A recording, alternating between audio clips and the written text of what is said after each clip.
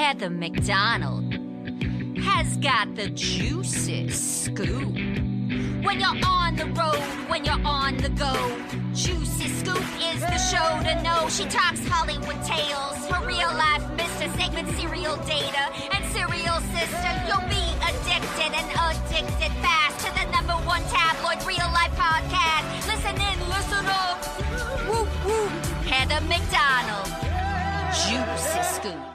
Hello and welcome to Juicy Scoop. I have a return favorite, one of my very good friends, actor, comedian, author of a novel, showrunner, writer, Guy Branum. Welcome back. You are on a high from the third season of Hacks, one of my favorite shows, third season on HBO Max. You're a writer of it, but also appeared in an episode. Yeah, it was really fun. I got to write on the third season. I was briefly in the first season, and I fell in love with the show.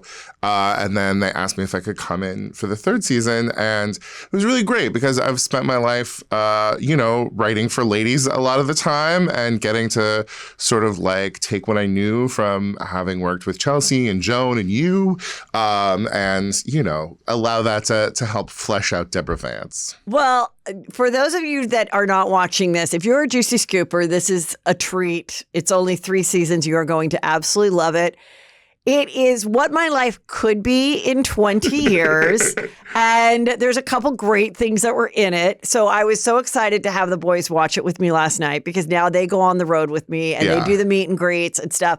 And she's doing a set, Deborah, the comedian, who's I think she's playing about 70, but she looks fabulous, is doing a set, and she's on a wave of she just had this great special that she produced herself and sold the DVDs on QVC, which is also really funny because the only money I made on my first special was when I sold the DVDs after my shows. And then eventually I stopped because no one has DVD players. But since her audience is older, she could sell the DVDs, which is so funny. Yes. And she understands the hustle. She has survived, Yeah. She never had the industry until this point in time, blowing her up and being excited about her. So she knows how to make things happen on her own. And it was really fun exploring that grit and thinking about the ways that the people that I'd worked with had kind of similar energy. You know that you should never leave the house without sunscreen on your face. Well, let me tell you, you're going to want to apply it everywhere with this new product from today's sponsor, OneSkin. They've launched their Triple Power OS1 Body SPF. You guys, I absolutely love this. With 3 types of protection from non-nano zinc oxide, potent antioxidants, and their OS1 peptide, it's the ultimate defense against UV exposure, collagen loss, and cellular aging. OneSkin is the world's first skin longevity company by focusing on cellular aspects of aging. OneSkin keeps your skin looking and acting younger for longer. Get started today with 15% off using code JUICY at oneskin.co. That's 15% off oneskin.co with code JUICY. After you purchase, they'll ask you where you heard about them. Please support Juicy Scoop and tell them we sent you. So one of the scenes is I go, Drake, get back, because he was watching, but he went to the bathroom, and I paused it because I'm you got to see this one part. She comes out and there's some fans there. Yeah. And she's oh, the cousins. She has probably 2 guys that follow her everywhere, right? And they're can you sign this? And it was this Jesus-looking thing, but my face, her face on it. Yes. But I have one, and lots of people have done them for housewives and stuff. And I was oh my God, I have these in my house from fans. And this was, now, was this your idea to do this with the Etsy thing? No, it was... so explain what happens in the show. So on the show, there are fans who are making stuff that she has not authorized. She's very offended by the votive candle because it's from 2 chins ago. And she has her chief of staff sort of track down who's doing it. And I played the fan who was making them, and it all came back to... it started out because there were no tour jackets in a size that would fit him. And it started out, Jen, one of the showrunners, really wanted to do the thing with the candle and sort of unauthorized merch. And then we were just sort of talking in the room the way that you do. And I started talking about the way that there's never clothes merch that fits me. At the end of every podcast or show, somebody tries to give me a 2XL t-shirt, and I'm you're just giving me a task. You're just making me go to out of the closet. And so I like pitched the idea of it was somebody who started out to make stuff for himself and then was meeting the needs of other people. And they were really, really cool about putting that into Andrew Law put it in his episode. And then one of our other showrunners, Lucianne Yellow, she was directing the episode. And like when I did it, we like did it as Andrew wrote it a couple of times. And then she was like, just say what you feel about this. And she let me do that. And what Andrew had written ended up working better. But it was just really nice to have like a little something of truth, you know, for me that people don't really talk about, that like when you are a different size, you don't necessarily like get to put on the shirt. But also just the notion of like, I think particularly millennial and Gen Z fans are so about taking their fandom and creating things with it, whether it's stories or images or like headcanon.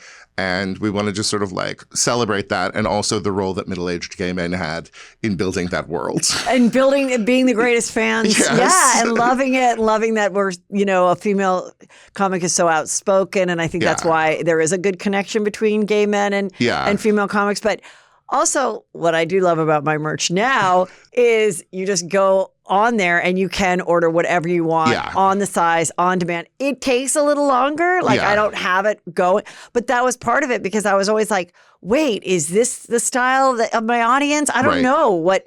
And then of a certain style, you're like, well, that person is a huge fan, but they're never going to buy anyone's merch. Right. So I don't need to focus on those people. But you don't know, because everybody's different sizes. And so it's really, I loved all that. You know, and I love her style. Okay, so I like wearing sparkly stuff on stage. But I bought this outfit. Okay. And about a year and a half ago to wear on stage. And then Hacks came out. And I was like, I think this is too much Deborah Vance. And because she's like 20 years older than I am, but I'm like loving her outfits, and I want to wear her sparkly pantsuit, but I feel like it's too much like Hacks. And I have such a struggle. I just talked about it with Rachel Feinstein about what to wear on stage. But look, I nipped it in the back. Somebody help me make this into something. I think you love little shorts on stage, and I feel like that's very young. Yes. But also, like, are you coming to a point where you're like, I don't want to wear little shorts anymore? Yeah. And then I brought shorts with tights in Denver, and then I abandoned it all and went for white jeans and these Reebok shoes I got, because I was like, if it's 2 shows, I can't wear the heels. Yes. If it's 1 show, I can wear a dress and heels. Did passing out or fainting that one time, did it change the way you approach like your outfit on stage? No, not at all, because that had like absolutely nothing to do with it. It's more like if I do 1 show, I wear a heel. If I do 2 shows and 2 meet and greets, which isn't very often, then I feel like, and especially if it's 2 nights in a row, like I can kill my feet for 1 show and 1 meet and greet and then be chill the next day. But if I'm doing 4 shows, 4 meet and greets within 2 days, I gotta have a sensible brown pump like Britney Spears. Understanding how to like approach that responsibly, it's just so hard that it's expected of women that if you are doing something serious, you have to put your feet through hell. It's really hard. And that is, I mean, one of the things I love about Deborah Vance is sort of like in any serious situation, there is a heel. And then the minute that is over, she is, you know, putting her feet in something warm and comfortable. Yes. It's funny because in the opening scene of the first episode of season 3, it's just the back of her, and she wears like this little hairpiece that's like fluffy. It looks great on her. She's so attractive. And it's the back of her walking, and Drake, he goes, wait a minute, Mom. If she was doing this, wouldn't everybody be stopping her like they stop you and asking for autographs? And I was like, and I kind of knew what was coming. And I'm like, and then it was just a drag queen, all the drag queens for an opening. And I loved that they were all there. I did not realize that was a gay guy. I don't think he's a real drag queen. That was a gay guy I had done a short film with. Fabulous. Yes. So great. So fun. So it's on HBO Max.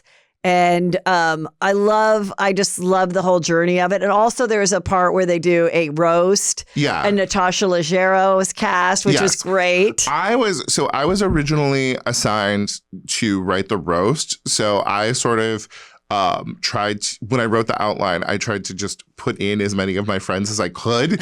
And then it ended up getting switched around. And then Joe Mandy was sort of like, all right, let's swap out some of these names. But I got to write the episode.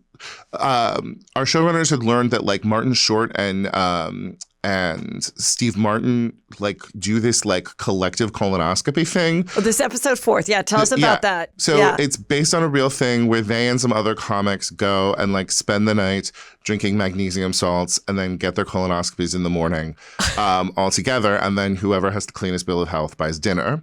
And so that was my episode. But it really got to, there was a way that having worked for Chelsea and Joan and comics who, both of them like very successful, but I feel like particularly Chelsea didn't always feel like she was respected by our colleagues in the same way. Like she had a real sort of like awe and respect for people like Jen Kirkman, who were like, you know, very solidly in that like UCB crowd. And so it was interesting to sort of like take that and think. Well, it's like, I kind of was seeing it. I was like, I loved it. I didn't even realize you wrote that one till the end, but I was like, I knew you were a writer on the shows contributing throughout. But I was like, that is so true about a female comic. And I definitely felt it that like, some guys would be nice, but I never was part of that group either. Yeah. And I always kind of was doing my own thing, and you're not part of the cool club.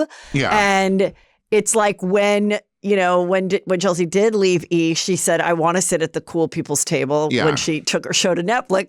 Okay. So I'm like, but it's also just, so you see that Deborah like is like, oh my God, these great guys that were nice to me at events, but I've never really hung out with them are now inviting me to hang out. Well, and there's also that way that like, you know, when you are a woman or a person of color, like the industry you can't bet that they're going to be there for you. So you have to survive and you have to do the work, have the merch, you know, do things that are less respectable, where if you are one of the cool guys, you can just go be on NPR and write books and, you know, like you can trust that the industry will be there for you. And also as a female comic, I've said this and other female comics are like, yeah, you're right. I admit to that too.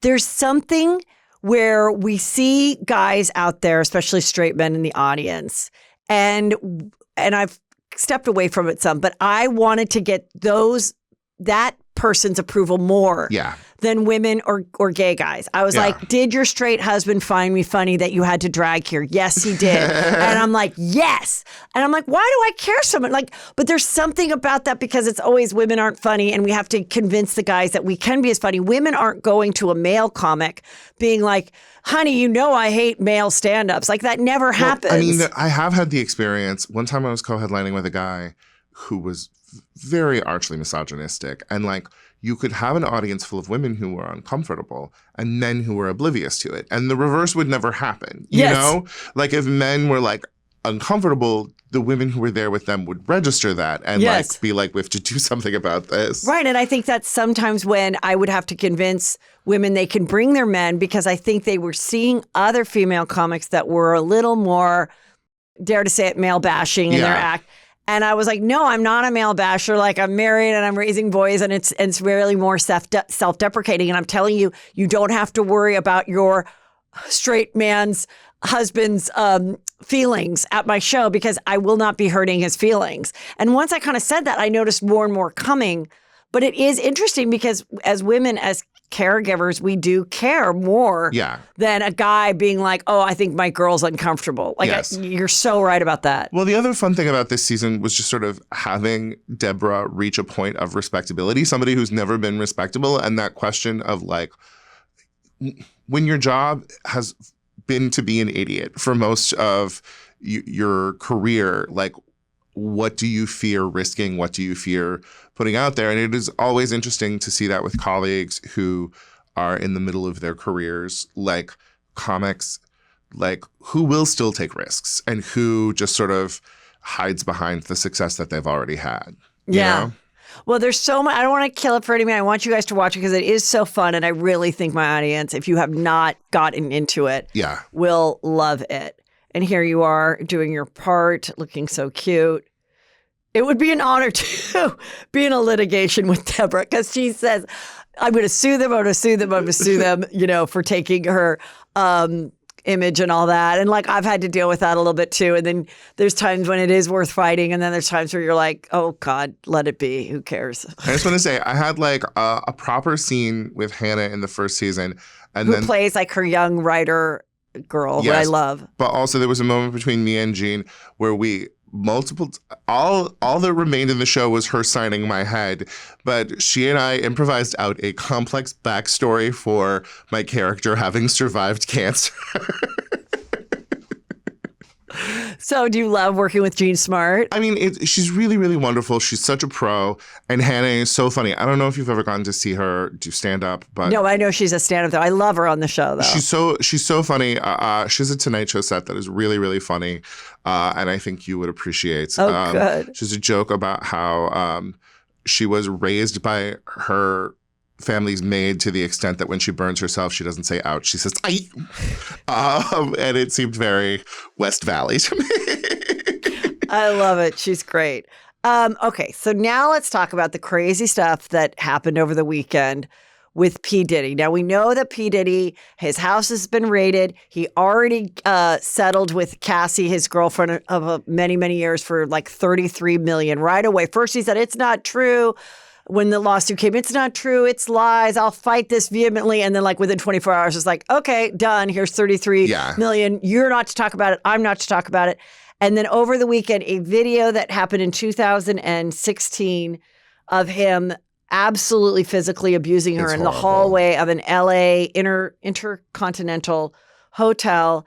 Allegedly, the reason we never saw this was because the hotel was paid off, or someone at the hotel was paid off for $50,000. That's the alleged rumor, I guess. I don't know if it's been proven.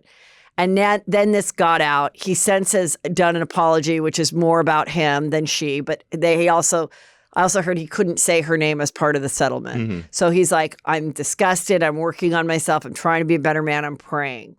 Okay. So it was very triggering to see people think more is going to come out, people that he's associated with. You know, you go way back to his white parties in the Hamptons, Jay-Z, all these people. And, you know, if you want to go on that crazy side of people really going down the rabbit hole, many people believe more and more is going to come out about people in his world. I just want to know what the human trafficking means, because it could be just the use of a federal law to prosecute sort of like an isolated incident with like one person who he brought across state lines for an illegal purpose or something like that. Or was there something more systematic going on there? You know, is this like underage girls to those parties? What is it? Like, I want to know more, but it's so impossible to think about P. Diddy not being part of the popular culture. You know what I mean? Well, so Peloton has said we are no longer playing his music. Yeah. I'm like, well, do they also not play R. Kelly? Do they also not play Michael Jackson? I'm for all. I don't care. Don't play it. Listen. Don't listen. That's not what I'm saying. I'm just kind of wondering, where do you draw the line? Because there's so many. Do you think the rules are once they die, it's fine? Because I feel like everybody with Michael Jackson was like, once he was dead, the money was no longer going to him create amusement parks to woo children into a false sense of security. So like maybe it's okay then, but maybe, I don't know. It's hard. Like, terrible people make good art. Like, that has, you know. I mean, I think it's an easy move for a place to say, I mean, there's so many songs, there's so many get up and go, get you in the mood to ride a bicycle, Peloton songs. Yeah. Sure, cut it out. I think it's a wise thing to do. It's not that hard. Yeah, it's not that hard. It's not like, oh my God, there's only 3 artists in the world and now we lost a third of them by cutting out his. I mean, who cares, you know? I mean, I do also feel weird about the fact that, like, well, it's just like he was not apologizing for anything. He was not becoming a better person until people found out. Right, until it was caught, and we couldn't turn away. No one could say that it didn't happen and that she was a money grubber. You know, like. But it's like,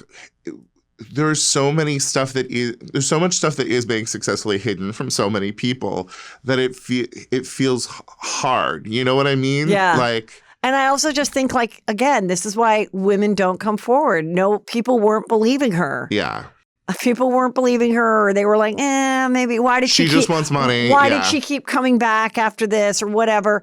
Even though they could read all the stuff before it was settled and but it took her this long to finally get to a place to go for it. And but like Wendy Williams knew everything. Yeah. Like she would say things like, yeah, you try being with a mogul and, you want to get away from him? Well, he'll land the helicopter on the hotel you're staying at and there'll be somebody standing outside of your door.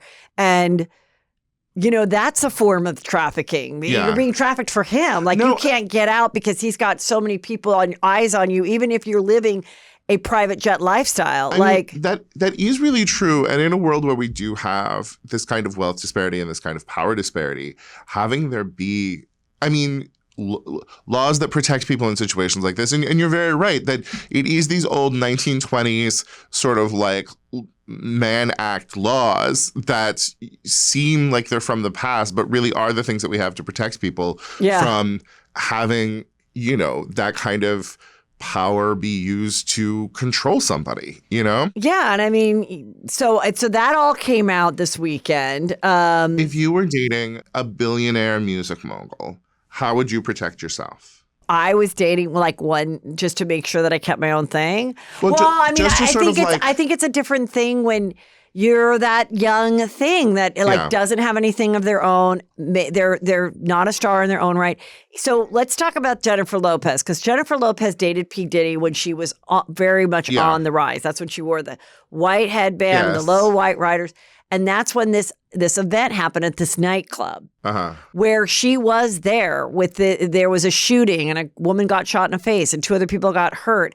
And P. Diddy was there, and it seemed to be very covered up somehow. Yes. But the stories were that allegedly, he told her to hold the gun and she put him in her panties and whatever. I remember that story. Yes. And so then also this weekend it was, oh my God, J-Lo and Ben have not been photographed together since end of March. Yeah. And they're not wearing their rings and he's looking miserable and they're looking for different property. And then the next day it was, now they are wearing their rings. Oh, now they went out together and he's purposely wearing his rings, driving around, making sure everyone sees that he wears the ring. And then, she was just looking for investment property and he wasn't at the Met Gala because he was filming Accountant 2. But they did all go together to one of the little kids' plays or whatever. And, but with everything going on with her, where she, people mocked her documentary, where she's like, I'm just like, this hair reminds me of that crazy kid back in the Bronx running around, 16 years old. And then she didn't know her bodega proper, or there was a proper way to order the food. And people are showing that tickets are selling for $8. And it's like, look, it's hard to sell tickets. Sometimes you overdo your shot with a big arena. It's hard, so I don't think people are dying to hear this new music. She is a real star. She'll always be a real star. I love it. In the arc of a real star, you always have to have those downtimes. You have to have those periods when you aren't getting the proper respect so that people can re-embrace you. There's the difficulty of J-Lo. She's trying to do everything. She's tried to do everything, and it means that she's had misses at everything, And no one thinks Ben Affleck is a happy person. No one thinks I don't expect Ben Affleck to happily ever after with anyone. I expect him that we got a second chance at this relationship I'm so happy with. He won Best Picture for Argo. I'm so proud of him. But no one with that back tattoo is managing to balance it all. And also a late in life tattoo. Yeah. I mean, it's real rough. He's clearly going through some things. He had Jennifer Garner. Jennifer Garner is gonna make you homemade chocolate pudding and post it to Instagram. And she was making, this is going to get you hard. She was making her own bagels during COVID. Yes. I mean, she is. Does anything sound more difficult? To me, so difficult, but whatever. If you wanted to have somebody stabilizing your life, you had Jennifer Garner and you said, I would like Jennifer Lopez. Jennifer Lopez is not a stabilizing feature. She is magnificent, however. And I'm happy for any happiness that they can get out of this. And wherever they land afterwards, That's fine. Well, according to a source, they said she is really positive and has a positive outlook on life. And he sees things as problems that need to be solved. Yeah. So in that way, and you can see it, the way that she just keeps moving. And so she didn't let all this TikTok people making fun of her get her down. Yes. And she keeps going, and she was at a premiere last night. She's in some Netflix movie called Atlas, where she is like, I think she's like a NASA person or something. She's like an astronaut. She looks amazing. She looks stunning. I mean, the body, she looks flawless, always. And she's, cranking out crap, truly. But also, I don't know. She was so good in Out of Sight. That was 30 years ago, but she was truly great in one film. I know, and that was when people first discovered that she had an ass and that she made asses be a thing. Yes. She was wearing these like kind of casual shorts, and she was like walking down a dock, and everybody was like, holy fuck, I don't think we've ever seen an actress with like a real ass before. When she's 67, somebody is going to write the right role for her, and she's going to dazzle all of us, and it will be magnificent. But to have that happen, you have to have Tina Turner in 1977. You have to be like just performing for only the gay guys in San Francisco. To go down to then be able to come back up. Exactly. Okay. I listened to all 48 hours of the Streisand book, and Streisand, so Barbara Streisand's autobiography. Yeah. And does she read it herself? She reads it herself. The performance is amazing. Okay. But she, as somebody like, even she had to have a down period, even though she kind of succeeded at everything she did ever. Like, even though all of her was that Yenta? No, Yentl was on it. She won Best Director at the Golden Globes for Yentl. Okay. It was more Mirror Has Two Faces. Okay. And it was just nobody respecting her as a director.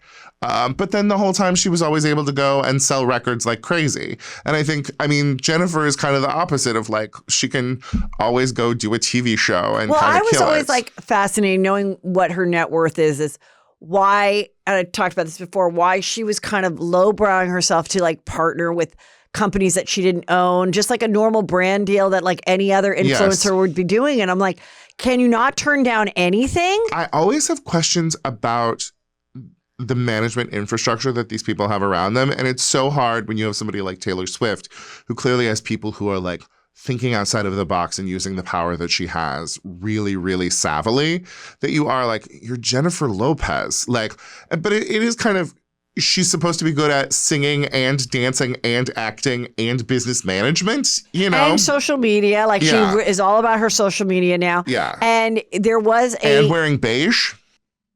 What about just you like her in beige? Yes, yes, just like a signature white or beige. Oh, well, I love the way she dresses and I love her hair and makeup. But when she says, in the documentary about, how hard her life is, this is me and getting this movie made or whatever, because I was like, the doc is actually kind of juicy. Yeah. The actual musical video album thing is like ridiculous. But anyway, there's a part where Ben Affleck, and I've seen the clip, says she is addicted to this. Like it's always got to be something else.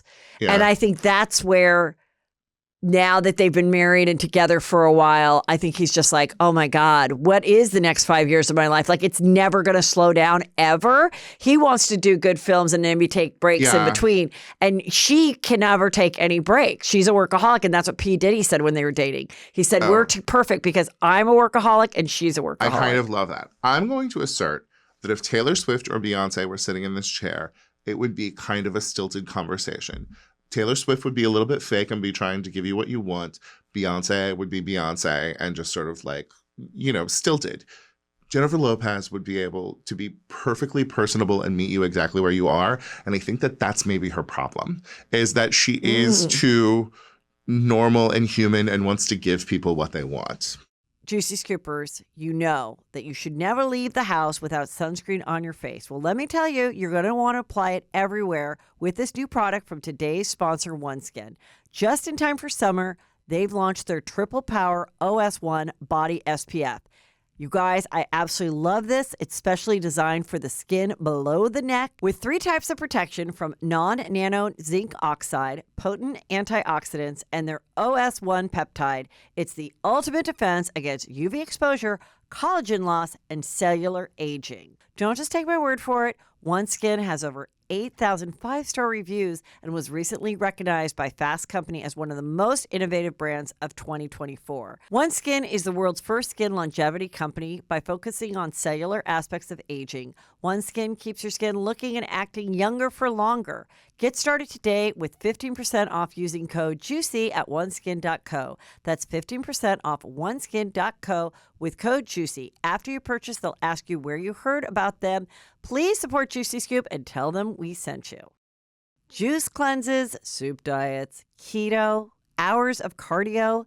If this cycle sounds familiar to you, there is a better, more sustainable way to lose weight.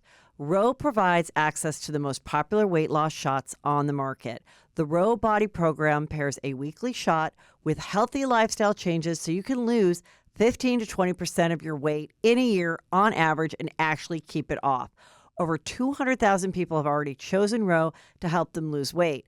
I love that this is so convenient. You can sign up online in the comfort of your own home, which means no scheduling a doctor's appointment, no commute to a doctor's office, no waiting rooms, the whole thing, so easy. Average weight loss is 15 to 20% in 1 year with healthy lifestyle changes. BMI and other eligibility criteria applies. Go to ro.co/juicy scoop. Sign up today and you'll pay just $99 for your first month and $145 a month after that. Medication costs are separate. That's ro.co/juicy scoop. So interesting. And I want to just say, since you brought up Taylor Swift, Yes. I got sent to this by so many people in DMs.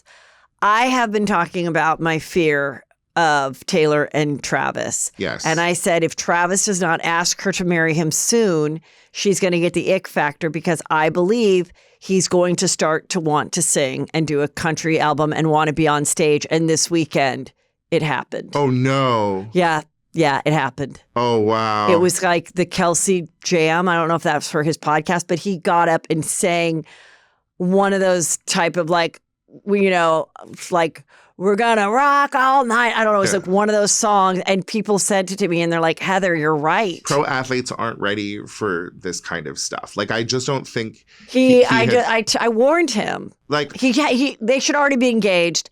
He needs to get married to her right now before she gets turned off. I don't know that she's focused on getting married. Like, I think she is on a series of rides. Well, I think already it might not happen now because of this, because of my prediction coming true of athletes, him liking to sing. That is magnificent work, and I'm impressed by it. But athletes, they give so little of themselves. Their job is just to go be strong on the field or court the way that they're supposed to.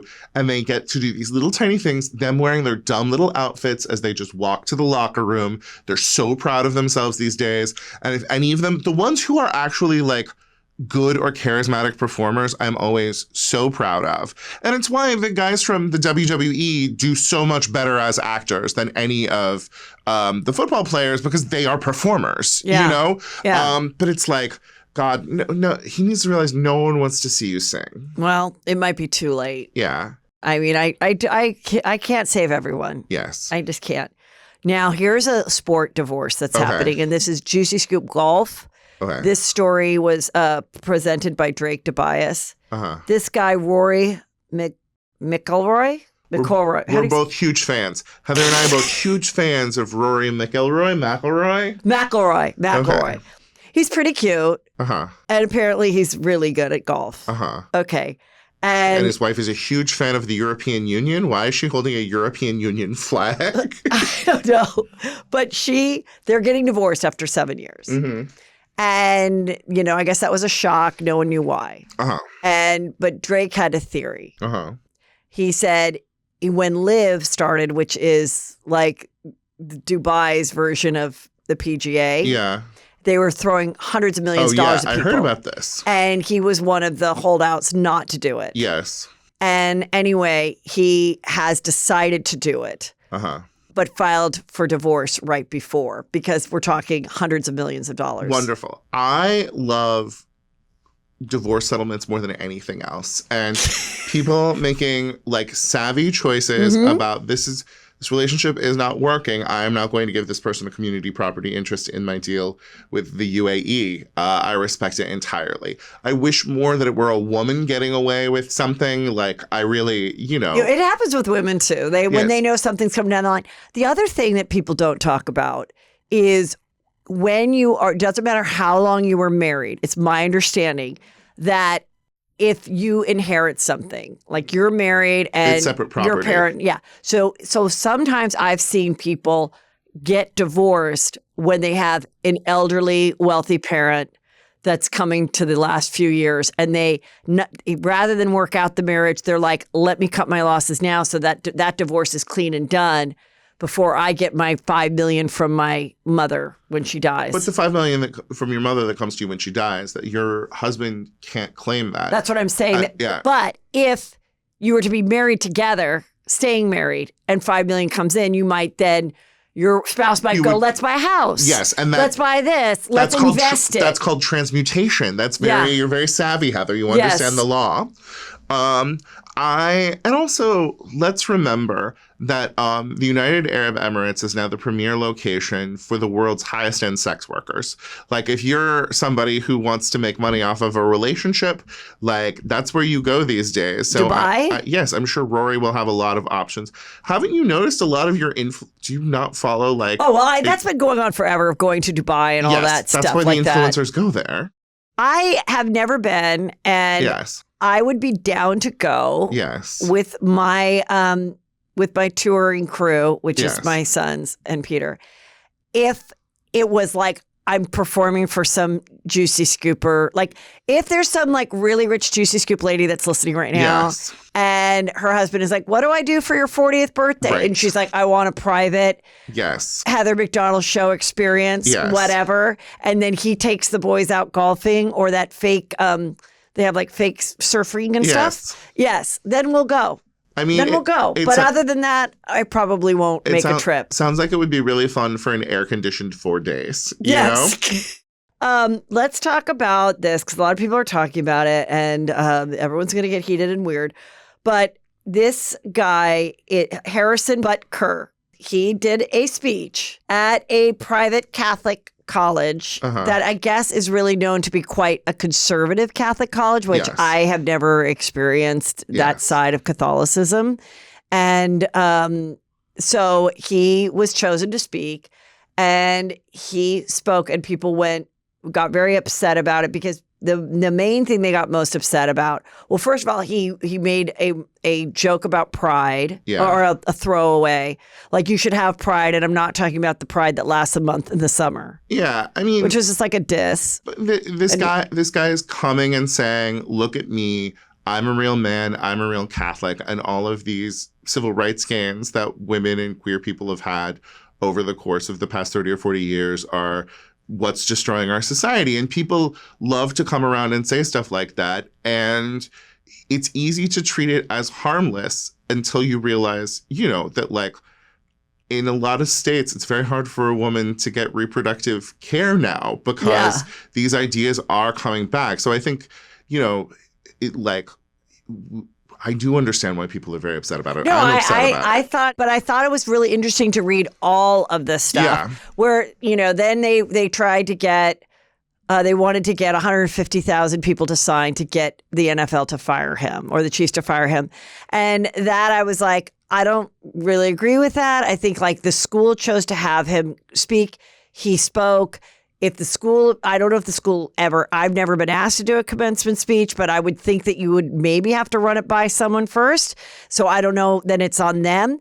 And of course, we all felt badly for the girls that had spent all this time studying, because he basically said, you have been fed the most diabolical lies that you might get joy or feel success when you get promoted or get another degree, when really it's getting married and having children, which is like, who's to say that anybody really wants to get married and have children? And his mom is a physicist. Also, he was sold the Did you most. know that his mom's a physicist? Yes, I saw that. And has been for like 30 She went years. to like Smith. She went to a women's college. Like, yes, but you know that this is rebellion. Like, this is him being mad that mommy was off learning how stars work instead of making him lunch when he was a little boy. Well, a lot of people would really love to hear from her because Yes. that is a very interesting thing. Like, as a working mom myself, this would be a very bizarre thing to hear my son do a speech like this in 10 years. My and I'd be favorite like, joke of what? my favorite joke of yours is some women are saying to their kids, "I gave you the best years of my life," and I forget what your punchline. No, it was like this was a long time ago, so I wasn't this age, but I said, I don't want to wake up at 50 and say to my kids that are being ungrateful, I gave you the best years of my life, because I didn't. I was out traveling. I was going to parties. I was on red carpets. Time. I was performing with you guys. I got to have drinks after, and I don't have any regrets. And it's like, women were not sold the most diabolical lie. This dude was sold the most diabolical lie that being good at kicking would take care of him for the rest of his life. He's got 2, maybe 3 years left, and then he has to go off and, see if he can afford a Ford dealership or something like that. And I think it is just like, I get mad when these guys talk down because they are part of the institution of formalized masculinity. Like, I'm a strong guy who makes good money for now. So, you know, should too. Yeah. And it's like, the other thing is with his wife, he goes, I met her in band practice or whatever when we were in 7th grade. And, her life began when she got married and had kids. And then my son, Brandon, goes, yeah, that's easy for him to say. She's probably happy not working. She Yes. doesn't have to work. She's with an NFL player. Well, but I'm also willing to bet that her life started for a couple of guys before she got married. You know what I mean? I do think, in looking back at, how my mom, in the 70s and 80s, of like one day at a time, like there was this whole thing, women should work too. Yeah. And I do feel sometimes people are like, wait a minute, what the hell did we do? Like, there's jokes, like Natasha Leggero had a joke. Yeah. Like, she was like, who started this? I would have rather just like made a casserole and called it a day. Like, who the fuck started that we had to work? So I get that. And I do think that there is a better way to say, listen, it's like what you said. You said my next book should be having it most. You're Yes. never going to have it all, ladies. You're not. If you're going to have kids and work, something's going to suffer a little. You're going to have some guilt. But also I want people to also know, choosing or having the privilege of staying home when your kids are young and really enjoying that time is wonderful too. But you have to be careful, because just like the reason the women started working in the 70s and 80s is because they were getting divorced and they were being fucked because they didn't have a career. So you cannot ever depend that this guy is going to be that fabulous of a husband for the rest of your life. Yep. So don't depend on that. Yeah. Have something else going. Athletes are notorious for staying with their first wife and respecting her through all of the changes of her life. I'd like to make 3 points. Yes. The first one is, having children and raising children, whether you are a man or a woman, is the coolest job. And it is one of the coolest things that a person could do. And I think that we don't respect that work enough. Second point, it is cool to look back to a time when, people, usually women, were able to spend their time just focused on their family. But also, it is not, like, linked with that is the fact that at that point in time, those women weren't legally allowed to own property in their own names. They weren't allowed to get credit cards. Like, you would not have been able to make a contract with anyone without your husband's permission. And the legal emancipation that women have enjoyed has been as the result of women getting power in their own right through working and making money.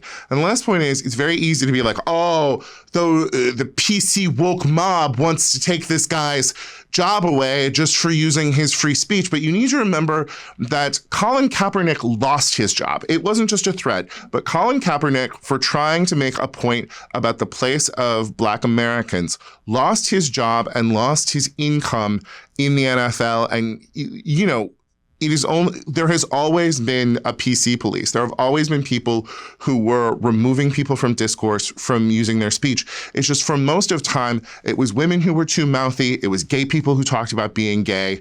And we're not used to straight white men saying good Catholic things for having people come and question them. And I use good Catholic things ironically. The Catholic Church is a big, beautiful organization that has some crazies and some Mel Gibsons and some people that I love. But what's interesting is, I will say, as someone who went to Catholic school and went to an all-girl Catholic high school, everybody, like everybody I know that went to an all-girl Catholic high school, from my mom who left her place in Wisconsin and lived with her 20-year-old aunt so that she could go to the private Catholic school, was so that she would go to college and have a career of her own. And that was like in the late 50s. And I do think as Catholics, I don't want people to see this and think that Catholic schools are like this, because that's not at all what everybody that I know that went to an all-girl Catholic high school, the goal was to go to college and have a career of your own. It was not get married and be a homemaker. I think women who went through Catholic women's schooling are disproportionately well represented in stand-up comedy,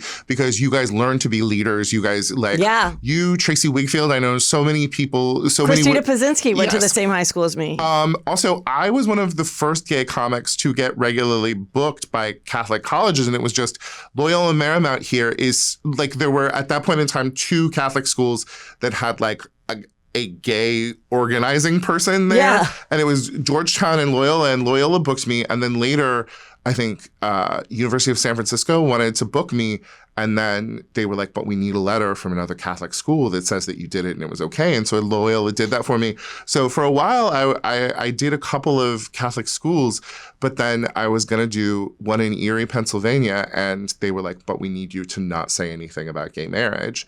And I was just like, I'm not going to do that. Yeah. So, but the point is, it's not across the board, and it never has been with Catholic churches, like a lot of people or schools. So I just wanted to say that. The thing that has always defined the Catholic Church is that it is enormous. Yeah. It is a church that is built for whole countries to belong to it. Yeah. And so it has always had some place for diversity. Right. Very nice ending to that.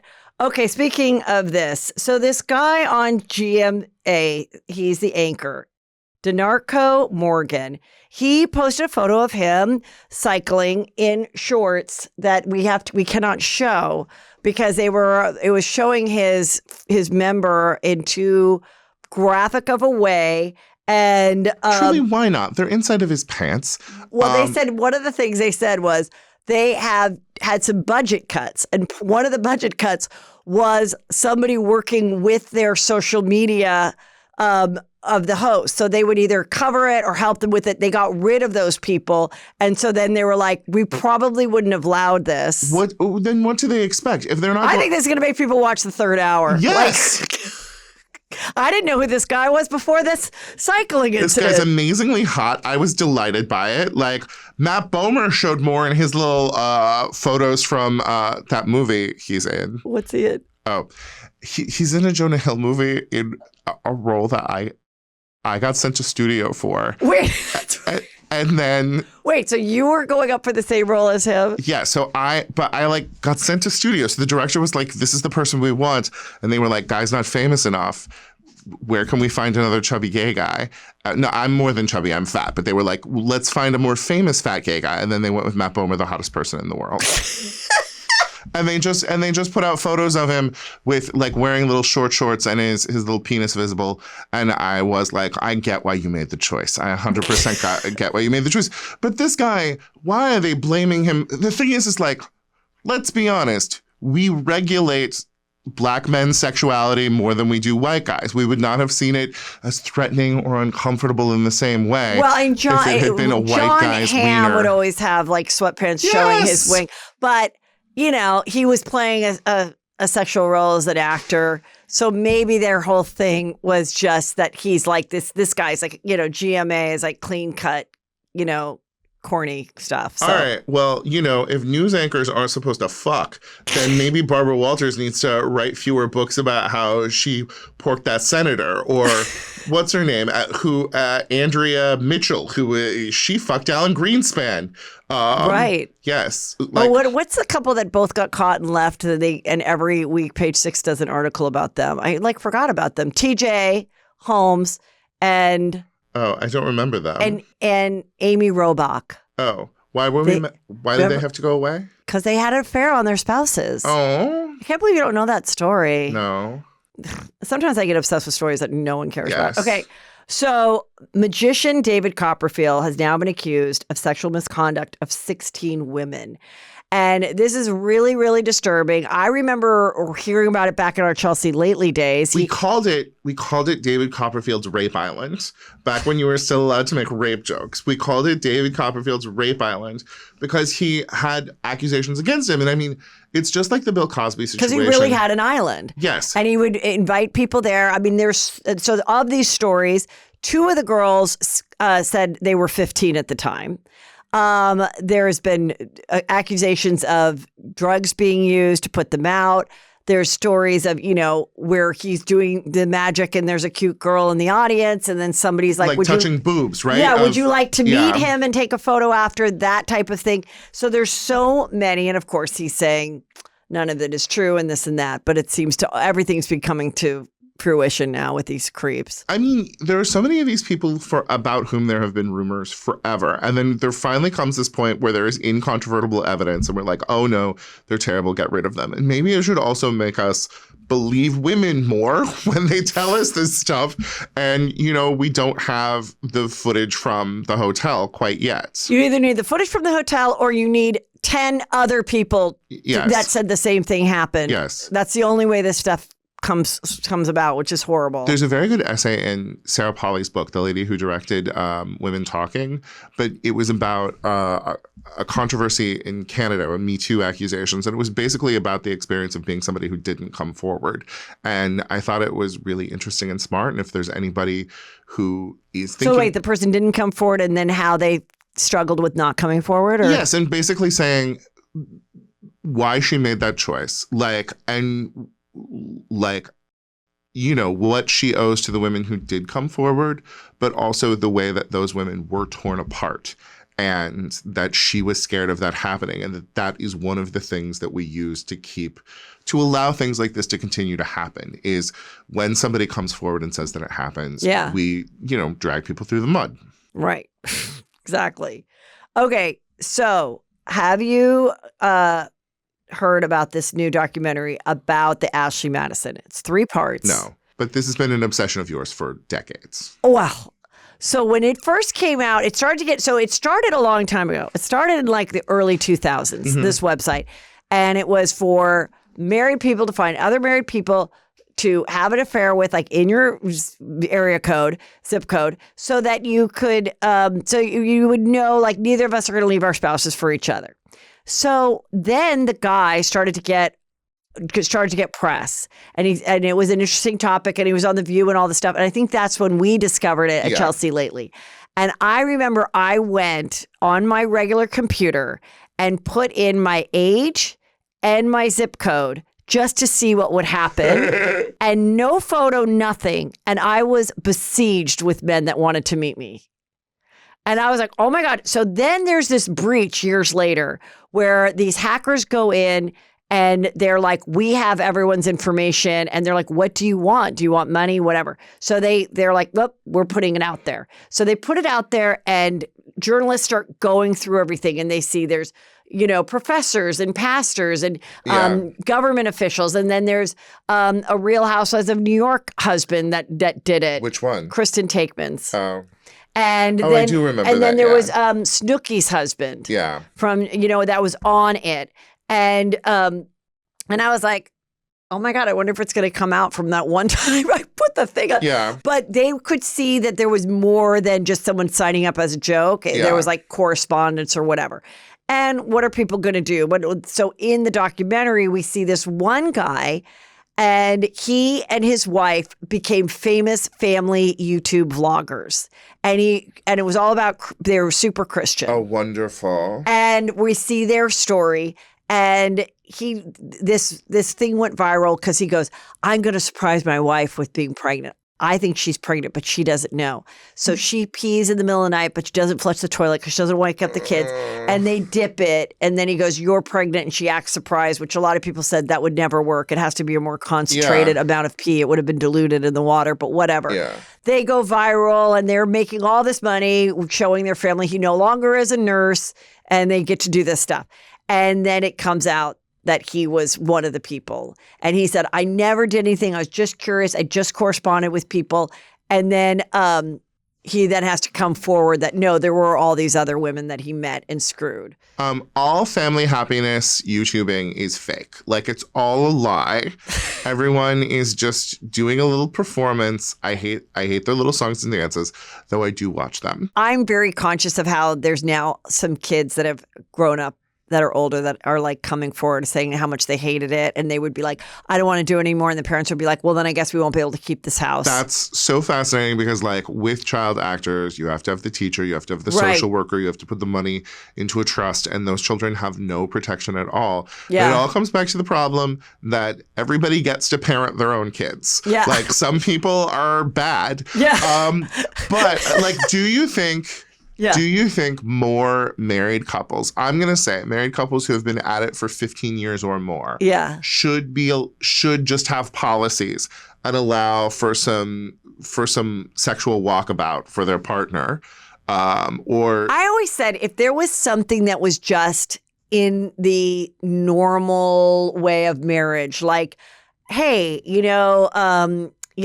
year 7, just kind of how like, oh, at this age, everyone learns how to drive. Right. At this age, da-da-da-da. Like, but if it was like, oh, from year 7 to 10, every couple takes a hiatus where they can screw other people, but they always come back at year 10. And then you just got that little 7-year itch out, but nobody left their spouse. And it's this fun thing that happens and no one gets a venereal disease and no one gets anyone pregnant. Right. But that would like not and you wouldn't have to be secretive about it. I think a lot of people have open marriages and a lot of people don't get divorced, and a lot of people have their own thing. Yeah. And they aren't public about it, even if they're not public people, that they don't tell their friends and stuff. And but then I do think in the end, it just doesn't make for a good marriage. I mean, I just don't think it works. I just do not think it works. I have gay friends who recently went poly, and they were being very sophisticated about it. But then my friend was like, I don't like his boyfriend. I am jealous. And like, well, I think it seems like that's with more gay guys that have the thruples and stuff like that. And I recently asked, are there lesbian thruples? Because I've never heard of a lesbian thruple. They do it serially. What they do is like 2 women are in a relationship and they have 2 children, and then one of them starts dating someone else, and then the other lady who used to be in the relationship moves to the downstairs house or into the basement or the casita, and then they stay, and the 3 of them parent the children together. But I don't think... You know of families like that? Yes. Okay. Very interesting. I think it's very not uncommon for like a lesbian couple to still have the ex-girlfriend of one of them as a co-parent and like person living in the house or who is like present there, but not getting it on with each other. Okay. But maybe there are hotter lesbian couples that I don't know who are doing that. To me, I think if you can resist from stepping outside the marriage and cheating, I think that is the way to go. That is my belief. I did shows in Palm Springs last weekend, and at one of those shows, there was a table, and it was 3 very hot gay guys, and it was a throuple, and they all worked together, and one of them was a psychiatrist, and I was just like, I'm so impressed by your boundaries. Like... So with this, though, so then like that it came out that some people were doing it. This pastor got caught, and then he ended his life because he didn't want to. I'm kind of like, there's very sad things about that. But then there were also bots that they used. Mm-hmm. So this one girl was like, why are these guys coming to my strip club acting like they know me? And she realized they took her image and she was a real person, and they were actually like, you know, this person, because they had more men than women, would be corresponding. And every time the guy wanted to correspond with anyone, he had to pay. Yeah. So it wasn't just $50 a month. It was like he was spending a lot because he was like, oh, I have a connection with this girl. But she wasn't a real girl. That he couldn't figure out she was a bot is very sad. But we also do need better laws for using people's likenesses to make money. You heard about the Scarlett Johansson thing, right? No, do tell. They asked her if she would be the voice of the new sort of like Siri thing for one of, I think it was Elon Musk, I forget who. Okay. And she said no. And then they ended up making an AI voice that just sounded like her. And then like 2 days before it launched, they asked her again. And she was like, no. And then they launched it with her voice. And like all of her friends and family were like, did you do this thing? And she's like, that's my likeness. You can't do that. And I said no to this. So what happened? Did they get rid of it? I think they changed it. But also like she does still have a lawsuit. Like that's, you know. That's messed up. Yeah, and they really have to stop that because otherwise, why wouldn't you just make everyone an AI voice? Why would you pay any voiceover actor? Right. That's really scary. Okay, what's going on with Prince Harry and Meghan is that their foundation, I guess there was something delinquent. They just didn't do the paperwork. It didn't sound that traumatic. It sounded like more like a headline. But I did have a piece of gossip for you. Please do tell. And that is, I was told by a friend who spends a lot of time in Santa Barbara that when Meghan and her friends go to the sushi place in Santa Barbara, Prince Harry makes them go get a steak from a nearby restaurant and then bring it to him because as a child growing up in the royal family, you don't learn to eat sushi. So wait, he's at the sushi place. He's at the sushi place. He's hanging out with them, but he makes them go get him a steak because he can't eat sushi because the British royal family doesn't eat sushi. Like he just. I'm kind of surprised that most sushi places don't offer like chicken and steak. I feel like most of them do. I know. Maybe a real authentic sushi place doesn't. He maybe doesn't want that version. Yes. He wants a Ruth Chris steak. Right. And I do think it's like you move to California, you're gonna have to learn to eat sushi. Like it's part of the game. Yeah. You gave up. It is kind of shocking that he never got into it. Well, and I would also think like you're a cool guy about town. I mean, like, what do you eat when you're taking a girl out who wants to fuck? Like, in Los Angeles, you take a girl to Sugarfish, you know? What do you think is going to happen with the two of them? What is your prediction? Okay, I would say that he has boxed himself in very significantly. He's alienated his family entirely, though I do think the health situation that's going on is crazy. Like if we came into some situation where we lost Charles and we lost William, like he would kind of have some responsibilities as a great counselor of state. But I think I would like to see him mend fences with his family, especially before his father dies. But I do think it's very vitriolic between him and William now. But I would hope that the health things that they are going through would make him, both sides, more willing to sort of like reconcile. Yeah, I think, yeah. I mean, but also like. How do you feel about the jam? About the what? She's starting a jam company, like preserves. Oh, yes. Launching it the same week as all of the cancer news came out. Her calling it American Riviera, I have a real problem with. But anything that is celebrating California... It's American Riviera Orchard. Yeah. Anything that is celebrating California agriculture, I'm excited about. Like I am the official, unofficial ambassador for California prunes. Yes. Like... Being second in line to the throne doesn't mean anything anymore. Like, there's not much for you to do except for go and open supermarkets.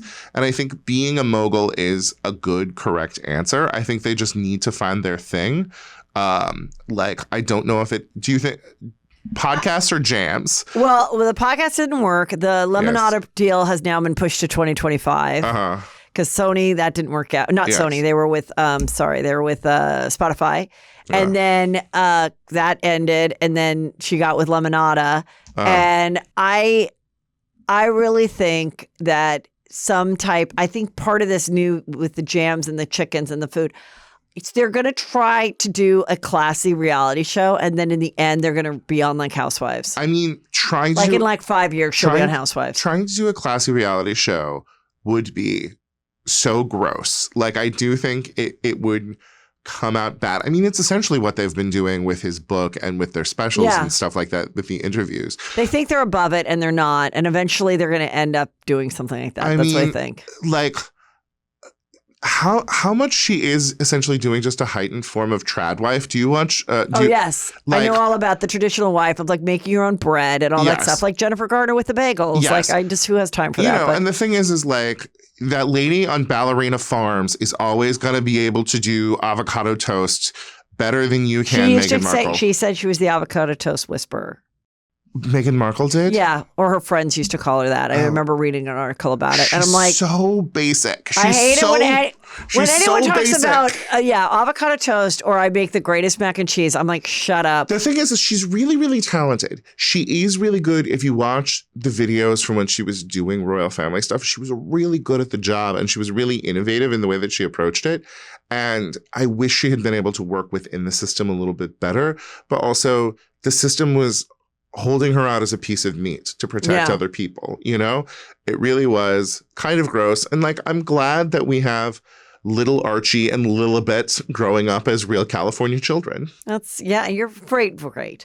Okay, so now you know that Dorit, this is Real Housewives of Beverly Hills, you know that Dorit and PK are separated. I know. And I was told that Dorit did it, that Andy told Dorit, you have to like, you need to get things proper with your relationship if you want to come back on the season.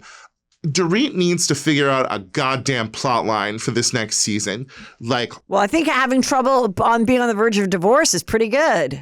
Women love it. Women love it. It is, but like her video messaging with PK was boring, and her talking about her trauma. Well, he was gone for 73 days. I should have told you something. Like, her trauma from the break-in, so boring. Neither of those is boring as Crystal's brother. But Crystal at least had other good fights last season. Well, they kicked her off. I know. They should not have kicked off Crystal. Really? Because you wrote me, yes, why does Crystal think we care about her brother? And I said, listen, they didn't have to share that part about the brother. They probably asked for more brother. I thought it was so boring. I love Dorit. She is my favorite Real Housewife across all franchises. She needs to come correct this season. She needs to start a fight with one of the new women who is small enough that she could take them on. I do not think, the thing is if she goes after Sutton, Garcelle will back up Sutton. And we've all seen what happens when Dorit and Garcelle go head to head. Are we going to finally get the truth about Kyle has done another interview saying Morgan and I are just friends? Oh, I am so tired of it. I'm so pissed off about it. You've like given up all of your identity because you're being subsumed into a lesbian relationship, and you still can't even say that you're a lesbian. You've covered your body in tattoos, upsetting the Judaism that you acquired 20 years ago. No, I will have none of this. I'm going to make you love me. I just met this pretty lady. Okay. Yeah, I think it's Morgan is going to be over her soon. Here's what I would like to kind of see from this season. And what I'm saying is apocalyptic. Okay. We all remember in season 7 when all of the most powerful witches in the land combined their power to drive Lisa Vanderpump off of Real Housewives of Beverly Hills. With Puppygate. If everyone got together against Kyle, I would love that. Oh, God, that's so mean. There is a new show coming out on Peacock, Queer Planet, and it's a documentary on gay, bisexual, and trans animals. Clownfish are able to change their gender. I don't know if you know that. Gay penguins, I've been talking about for years. Yes. That has been a major thing where they have a female friend that would like to have a fun life, and she gives them their egg, her egg, and they raise that baby, and they're all friends. You know, we talk a lot about the gay penguins, but we don't talk about the fag hag penguins. You know, the ones who are like, I just want to go out for drinks, but I don't want to raise this egg. Like, where is the documentary about Jill? Just getting like a fun ice igloo drink. So, so interesting. All for it. But good. I mean, of course we know it. I think it's juicy. I remember my friend had like two little, hamsters or something, and they were brothers. Yeah. And they were gay and committing incest. Yes. And we watched it happen. I mean, and that's what I knew as a young person. Oh, okay. Like if animals are gay, people could be gay. It's natural. It's gay. You can't tell me it's not natural. you know, back then, if we had hamster incest, it just existed there in that child's room. But now with OnlyFans, everyone could have access to it. Oh my you know? God. So I just thought this was kind of interesting. Sarah Paulson does not live with her girlfriend of Holland Taylor after nearly 10 years as a couple, which I don't really think is a big deal. I think that's another thing that needs to be normalized. Yes. Not everybody has to live together, whether you're married. I mean, I had a cousin who got divorced he got divorced. He and his girlfriend were together a really long time, and they got married as like people in their late 50s, and they just had a house down the street from each other, and they never gave up their houses, but they wanted to have that commitment as they entered the next chapter. I love the boundaries. I love establishing what is safe and comfortable for you. Anyone who has ever seen Sarah Paulson and Holland Taylor together sees that they truly, truly love and respect each other. Like Sarah Paulson, the women who she falls in love with, Cherry Jones. I mean, it's the fact that it is women in her own field who she truly, truly respects. I am just, I'm also fascinated by like a May December romance between two women. Did you watch Girls 5 Eva? Oh, no, I haven't. On the third season of Girls, it's very funny, but on the third season, there's this arc of Paula Pell's character trying to have sex with all 178 types of lesbian. And her wife, my friend Janine Brito, wrote for the season. Yeah. And there's a point at the end where she talks about everything you are looking for in a relationship. And like the third thing she says is regard. And it's just like, to me, that is like the core, just like respect. Oh, okay. Like that I regard you. Okay. Like I understand your power and strength and think that it's important. And I love that in lesbian relationships. And I think there are a lot of May December lesbian relationships. Like I feel like I have not seen a lot of it, but I think that like sexy mentorship. That's what I think. It's a kind of like an interesting You know that thing. lesbians are obsessed with hacks because they want Ava and Deborah to get together. I know. I thought there was one moment, but I don't want it to go there. Yeah. I don't want it to go there as a show. Now listen, Sex in the City. Okay. Cynthia Nixon said, trolls called the cast gay men in disguise. Well, it wasn't trolls. This has been something that's been going on for a while. Yeah. The show started so long ago. It started, I think, in 99 was the first season. Yeah. And I loved it because I'd never seen anything like this. Yeah. But I can say, as someone who grew up we're all around the same age with my girlfriends that were dating and doing, we did not talk that graphically about sex. We really didn't. Yeah. And it was written predominantly by gay men. Darren Star, Michael Patrick King. So, but I do think that the thing that no one's talking about is the young teenage girls that then watched it or found it on Netflix that watched it and it maybe affected their sexuality as millennial women to be more free with their sexuality because media does affect your relationships. It's what you see. You get obsessed with you. Girls wanted to move to New York. Yeah. They wanted to be a writer. They wanted to, who are my Sex and the City friends? They love it. I mean, that's why we still watch reruns today. But it was so funny in like 2007 or like 2005, you would go to the Lower East Side and there were all of these women clicking around in heels because they were trying to have that Manhattan life of Sex and the City. And then 10, 15 years later, you went to Brooklyn and all around Greenpoint, there were little girls who were like living out their girls' reality. Yeah. And then the last time I went to Paris, I went to this gay bar Raid that was featured in Emily in Paris. And it was like a third women who were just sort of like, wanting to just experience what they saw on TV. Exactly. Yeah. And I like get it. I understand that these things like build your aspirations and I respect that. And I think there's cool. so many, there was finally, this has only hit me like in the last like 5 years of life.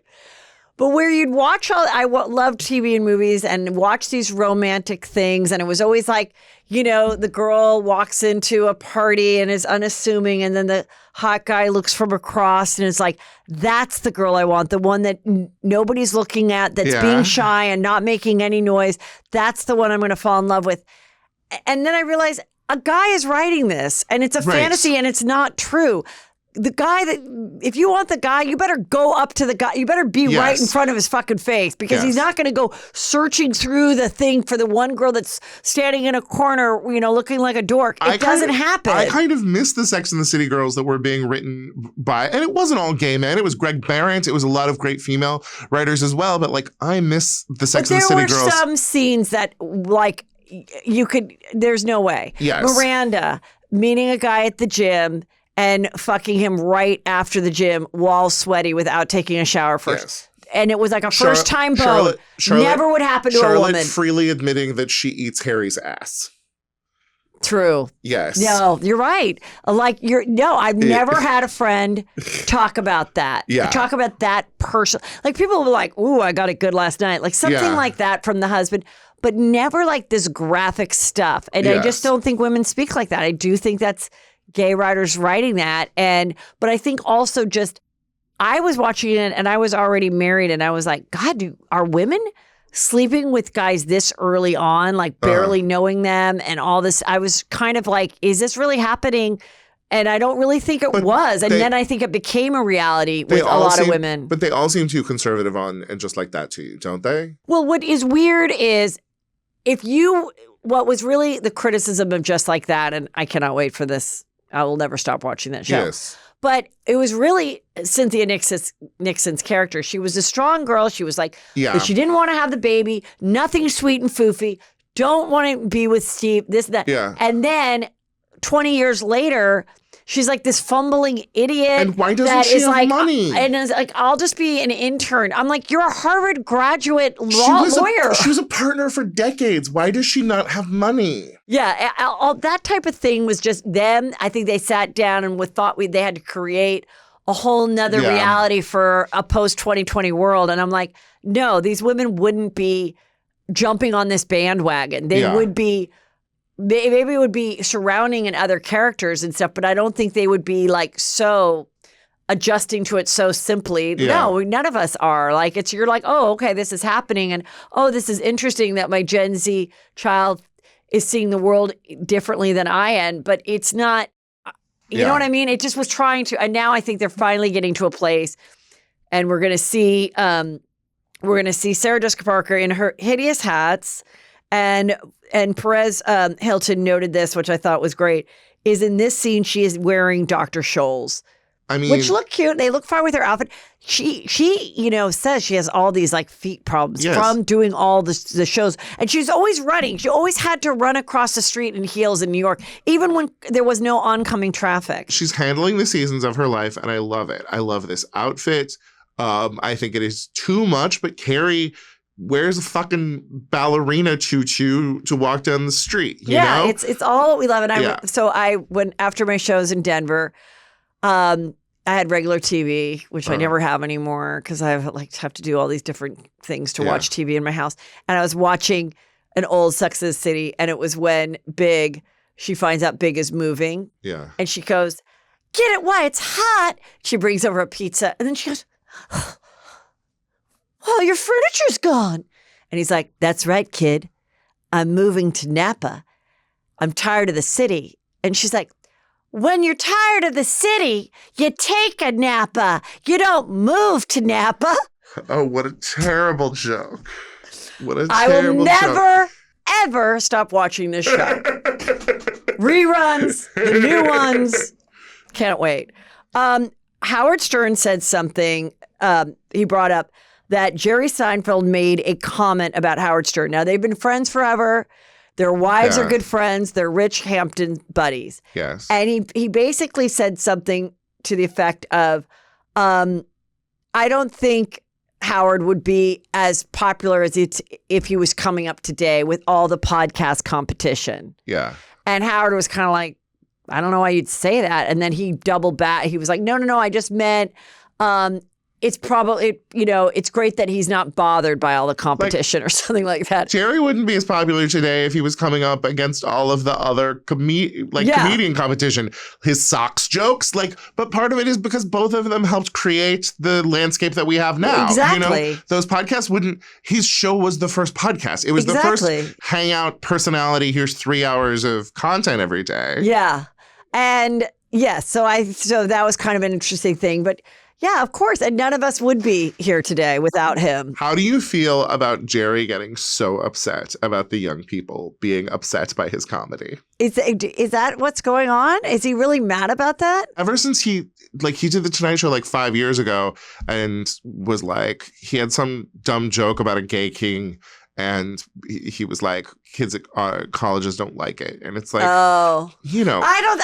listen, I think it's interesting that the kids keep bringing up the fact that he dated a 17-year-old when he was 38, which was Shoshonda. Yes. And I think that's what he's probably pissed about. He's probably pissed that TikTok and things exist and people can remind people of like, that was weird. You were 38 with a show. 38 with a show and he dated a high schooler. And she was in high school, like her, like 100%, and then dated her for like 5 years.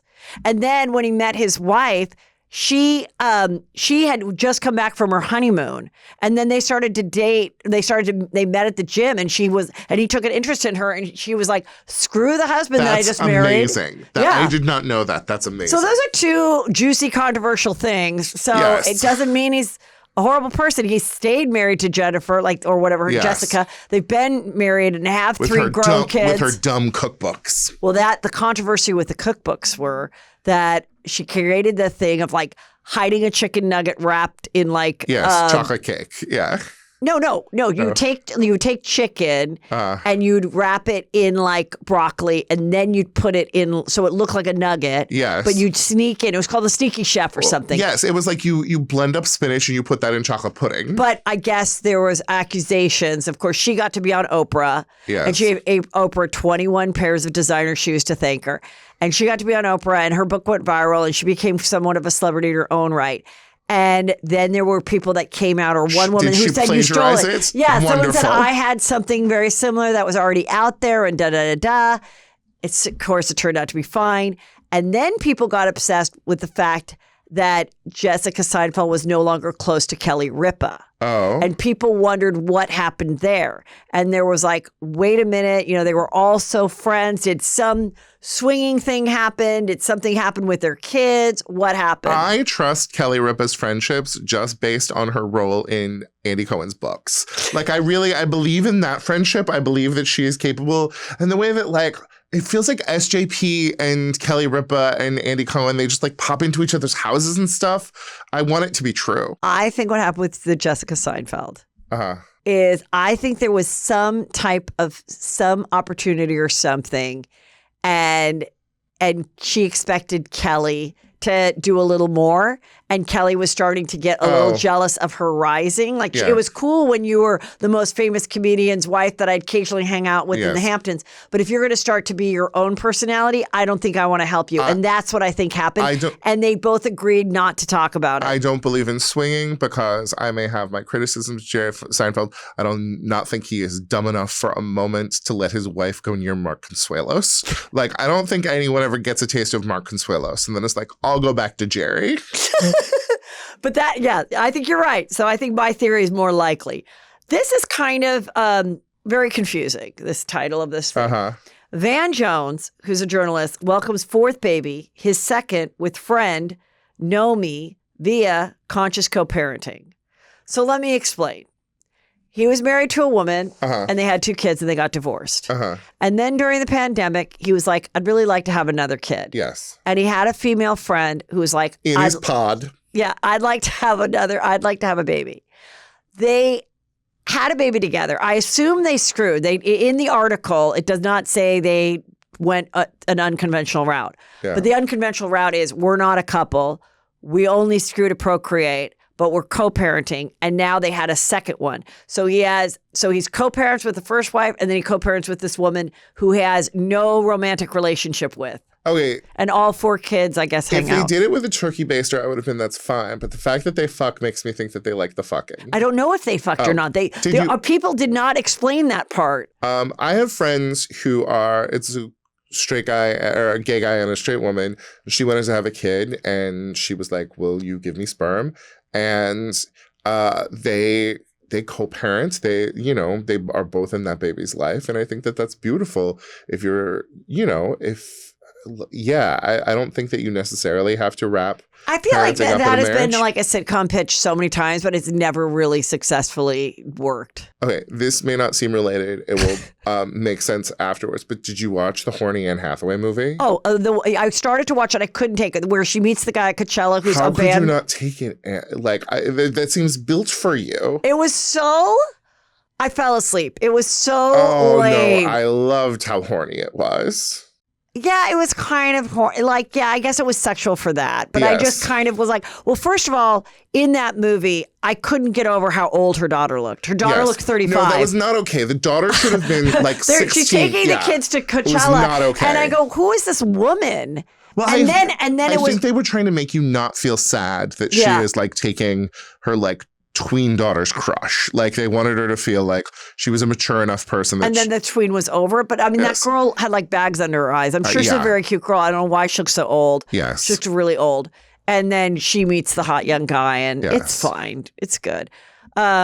But she's so pretty. I just like that aspect of it. Guy, you got to go to a very fun thing. Yes. Our girl, Allison Faust. Our friend Allison My Faust. first writing job ever. Yeah, we've both worked with her. She created the show Act Your Age. Yes. And it was on Bounce, but it got canceled after 16 episodes, one season. So it's like a multicam sitcom, like old school. And it's basically just like the Golden Girls, but updated with Kim Whitley, who is so funny, and Tisha Campbell and Yvette Nicole Brown. And so the show is coming out on Netflix.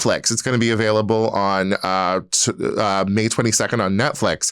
And so the mayor, Karen Bass, the mayor of Los Angeles, it's her favorite show. So she had an event where they watched an episode and they had a Q&A, but it was me and 400 Black women on a Sunday. And so the looks were astounding. Like everyone, there were so many looks. There was so much Black sorority presence. It was so exciting. And then I saw this one woman and she had this like two-toned updo and I'm like, that's really good.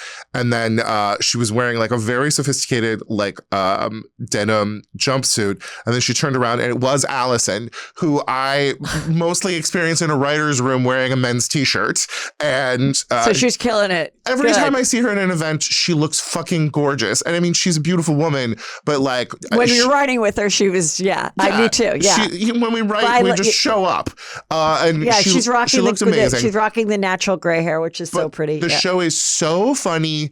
It's coming out on Netflix, and if people watch it on Netflix, it might get a second season. Yeah. So please watch it. Yes, and it was so amazing because she did the show and with the struggles of COVID and strike and to Yeah. think that it still has a second chance. That's what's so great. And of course all the actresses that are so fab. So they are so funny, and it's great to watch those people who are really good at sitcoms do one. It's amazing. And then Guy, tell everybody else where they can find you. Well, actually, if you are in Michigan, I will be coming to Dr. Grin's in Grand Rapids from June 27th to 29th. And on social media, I'm at Guy Branum on pretty much all social media. I love it. I will be at Pachanga June 1st in Temecula, California. All my dates are at heathermcdonald.net. Make sure you go to heathermcdonald.net. That's where you also join Patreon. You get the merch I talked about.